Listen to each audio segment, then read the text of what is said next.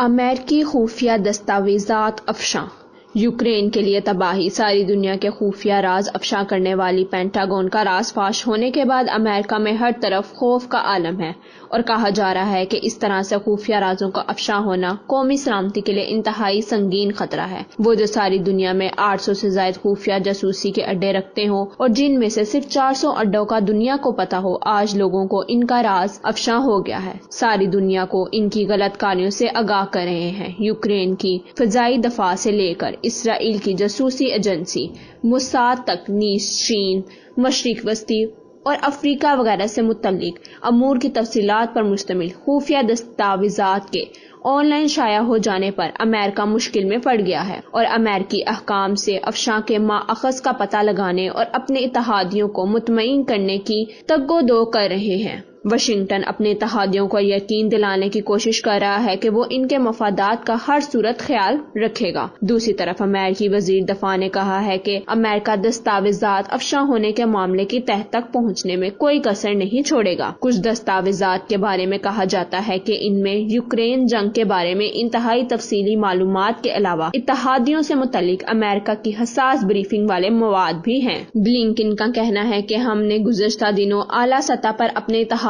اور شراکت داروں کے ساتھ بات چیت کی ہے، جس میں انہیں انٹیلیجنس کے تحفظ کے لیے اپنے عزائم کے متعلق یقین دہانی بھی شامل ہے۔ 2020 میں امریکہ نے اسی طرح کا انٹیلیجنس کے تحفظ کا معاہدہ بھارت سے بھی کر رکھا ہے۔ رائٹر کے مطابق بلنکن یوکرینی ہم منصب دمیترو کولیبا سے بات کی ہے اور یوکرین کے علاقائی اسلامیت، اس کے خود مختاری، آزادی اور دفاعی کی کوشش کے لیے امریکہ کی جانب سے مستقل حمایت کا عائد ہے۔ افشاں ہونے والے ان خفیہ دستاویزات کے متعلق خفیہ معلومات کے علاوہ امریکی اتحادیوں کے بارے میں خفیہ جائزے بھی شامل ہیں۔ ان میں کچھ انتہائی حساس نوعیت کے ہیں، جن میں یوکرین کی فوجی صلاحیتوں اور کامیابیوں کا ذکر ہے۔ بی بی سی کے مطابق اس سلسلے میں پریس کانفرنس میں بلنکن کے ساتھ موجودہ لائیڈ آسٹن نے بتایا کہ دستاویزات کا افشاں ہونا انتہائی افسوسناک ہے۔ آسٹن کا کہنا تھا وہ اور قیادت اس معاملے پر اپنی توجہ مرکوز کیے ہوئے ہیں۔ انہوں نے دعویٰ کیا ہے کہ اس کام کو کامیابی کے ساتھ جاری رکھنے کے لیے ان کے پاس وافر صلاحیت موجود ہے۔ امریکی وزیر دفاع نے کہا ہے کہ ہم اس وقت تک ایک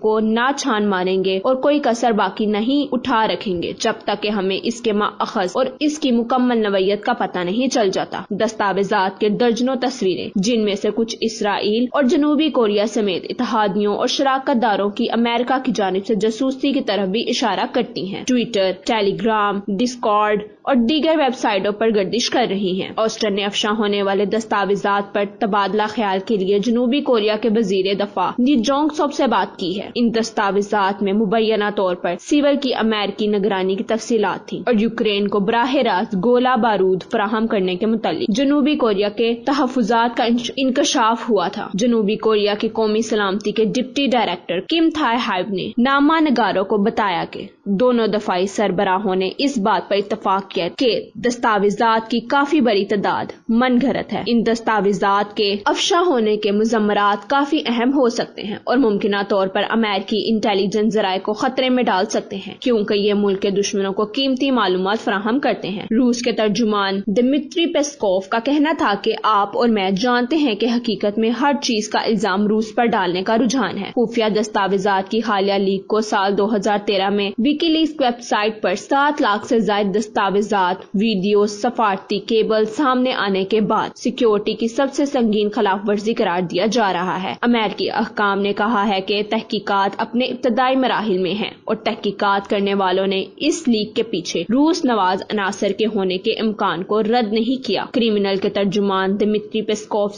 سے جب ان الزامات کے بارے میں پوچھا گیا کہ کیا اس لیک کے ذمہ دار روس ہو سکتا ہے تو انہوں نے کہا کہ میں اس پر کوئی تبصرہ نہیں کر سکتا۔ ٹاس نیوز کا کہنا ہے کہ امریکہ کی طرف سے یوکرین کی صدر کی جاسوسی کے متعلق ایک سوال کے جواب میں روسی ترجمان نے کہا ہے کہ اس سے انکار نہیں کیا جا سکتا۔ ان کا مزید کہنا تھا کہ یہ حقیقت ہے کہ امریکہ مختلف سربراہان مملکت کی جاسوسی کر رہا ہے، خاص طور پر یورپی دارالحکومت میں ایک طویل عرصے سے بار بار ایسے واقعات سامنے آ رہے ہیں جس کی وجہ سے مختلف خطرناک حالات پیدا ہو رہے ہیں، لیکن سوال یہی ہے کہ یہ سب کرتا کون ہے؟ DW نیوز کے مطابق جرمن چانسلر کی سوشل ڈیموکریٹس پارٹی کے رکن جو پارلیمنٹ پارلیمنٹ کی ڈیجیٹل امور کمیٹی کے رکن بھی ہیں، نے کہا کہ یہ افشاں واشنگٹن کے لیے زیادہ شرمندگی کا باعث ہے، لیکن اس سے موجودہ تعلقات کو نقصان نہیں پہنچے گا۔ بیکر کا کہنا تھا کہ کچھ دستاویزات اصلی تھی جبکہ دیگر کے ساتھ بظاہر چھیڑ چھاڑ کی گئی تھی اور کچھ واضح نہیں تھی کہ آیا وہ جعلی ہیں۔ انہوں نے کہا کہ مجھے نہیں لگتا کہ اس سے جرمنی اور کیف کے دیگر اتحادیوں پر دباؤ بڑھے گا۔ یہ سب کچھ ہوا کیسے؟ ڈسکارڈ مائنڈ کرافٹ گیمز کے لیے سب سے مقبول میسجنگ پلیٹ فارم ہے۔ 4 مارچ کو ڈسکارڈ پر ہی یوکرین کی جنگ پر بحث کے دوران ایک صارف نے لکھا کہ یہ لوگ کچھ خفیہ دستاویزات دیکھو۔ اس کے بعد اس نے 10 خفیہ دستاویزات پوسٹ کی۔ یہ ایک عجیب واقعہ ہے، لیکن دستاویزات لیک ہونے کا معاملہ کوئی نیا نہیں ہے۔ برطانیہ نے 2019 کے